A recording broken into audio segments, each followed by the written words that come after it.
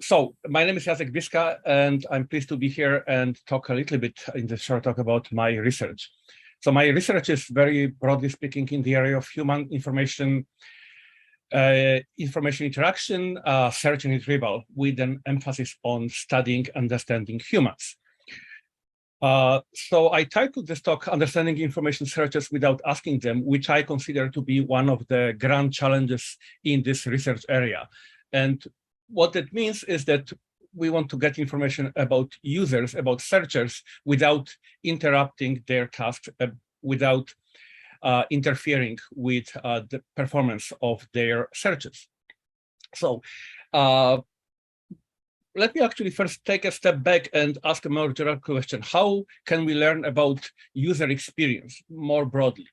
So we have many choices. We can use questionnaires, we can do interviews with our participants online or in person. We can do focus groups, we can ask people to think aloud while they are working on some tasks. And these are all very useful, but these methods are subjective. So we also use other methods of collecting data about humans. We can observe them. This gives us some more factual information. We can use server logs. The advantage is we can scale. We can use, analyze server logs of millions of people. But they don't give us the context. So we also use additional information such as local logs, human information interaction logs, keystrokes, mouse, combined with screen content. And furthermore, we can use biometrics or neurophysiological signals, such as electroencephalography, electrodermal activity, that is our skin sweats when we are under stress, for example, and so on. And one other that I want to highlight here is eye tracking. And so in my research to learn about humans, specifically to learn about their cognitive and affective states, I use their interactions with computers and also neurophysiological signals. And in the past, or currently, I have used eye tracking, electroencephalography, so brain signals, and functional magnetic resonance imaging. But the focus, and most often, I use eye tracking. So, having said that, let me state that overarching goal of my research is characterization and enhancement of human information interaction that is mediated by computing technology. And I approach it by using objective assessment of cognitive and affective user states, and using implicit data collection. Implicit means this not interrupting users, and specifically using neurophysiological signals. And I give examples from 3 past or current projects, as much as time will permit me to do so. So the first one is inferring information relevance. So information relevance is of interest because search engines need to understand users' information intents and needs. So what the users really want to find in terms of information when they engage in search. And they are doing a pretty good job. I think we would agree, the current search engines. But for complex tasks and more difficult situations, there's still a lot of room for improvement. And so we need to have more information from users, from searchers. Trying to ask people explicitly to give more information, we call it explicit relevance feedback, is tricky. People don't want to spend more effort, don't want to invest more time. So we turn to implicit relevance feedback. And of course, we know that various platforms collect all kinds of contextual data about us, and this helps to bring us more relevant search results and also more relevant ads. But we can go even further, and we can use neurophysiological signals to get more information about users. And that's in part of my focus in my research. So in a couple of past projects, I have used eye tracking and electroencephalography. This was in the lab, and participants were wearing EEG on their heads, and there was a remote eye tracker in front of them while they were searching for information. And then we used these data signals and segmenting them according to different web pages. We knew which pages were relevant, which were not. And it turns out that we can do a relatively good job in terms of classifying web pages, at least with this binary classification, relevant, not relevant. That is, over 80% accuracy in this type of, somewhat limited, but still approaching a real search task. So this is good. And let me give you a couple of examples of the difference that we can observe in eye tracking, for example, on relevant and non-relevant. So here we can see how eye movements differ between irrelevant text and relevant text. So when it's irrelevant, people just skim. They scan the text. They don't really read continuously. When it's becoming on topic and also relevant, they read continuously. So we can use some aspects of this eye movement and, as a part of inferring and classifying the web pages or documents more generally into relevant and not relevant. One other interesting signal that is delivered by eye trackers is pupil dilation. So we know that pupils dilate with attention and also higher cognitive load.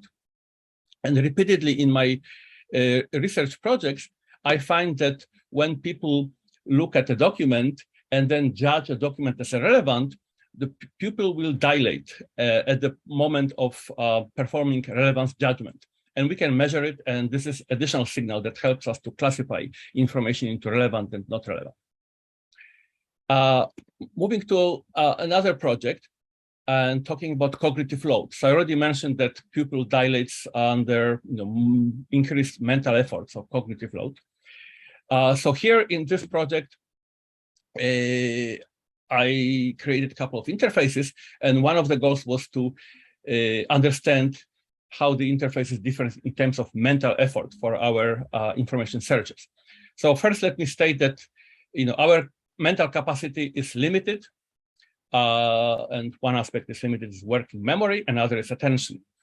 Cognitive load is defined as the relationship between the demand for mental resources that are imposed by a task and the person's ability to supply those resources. So the two interfaces in this project were as follows. One was just a typical result list, as you know from Google, Bing, or any other favorite search engine of yours. And the other one, in addition to the list, contained a tag cloud of keywords. The keywords were extracted from the results that were presented in the list. And using eye tracking, we learned that in the list-only interface, on the average, participants fixated 450 times in order to find information, whereas in the second interface that had this additional tag cloud, they fixated only 100 times on the list and additional 40 times on the tag cloud. So overall, this introduction of the tag cloud made them more efficient, imposed lower mental demand on our users. And there was clear saving of 3.2 times fewer fixations in the new interface. Okay, last example from an ongoing project. This is work in progress, where we aim to use interaction with computers, including eye gaze and mouse movements, as an indicator of cognitive impairment. So why is this important? Population in general in the developed countries is aging, and with this we observed increase of age-related conditions, and specifically of dementia, mild cognitive impairment, and Alzheimer's dementia specifically. So it is quite important to detect cognitive changes early in order to prepare, and also in order to use various preventative measures as much as possible. So in this project, our goal is to examine the utility of web search tasks as metrics for cognitive changes associated with healthy aging and also pathological aging. That is the aging that where people may develop dementia. And why web search? That is because people often engage in this activity. And specifically for older adults, they often engage in health information related searches. So this is what we are planning to do here, use health information tasks in order to study older adults and older adults with mild cognitive impairment, and then compare these groups. So this is a between group comparison, as we call it in experimental design language. This is in progress, so we just have initial pilot data. We continue to do so, and we start doing this in the lab using eye tracking, mouse movements, as I mentioned, and using health search tasks. But the idea is to eventually move beyond the lab and do it, possibly in natural environments where people perform these searches in their homes. Okay, so I highlighted, some projects where I used neurophysiological data to learn more about searchers, to learn some aspects of their cognitive states.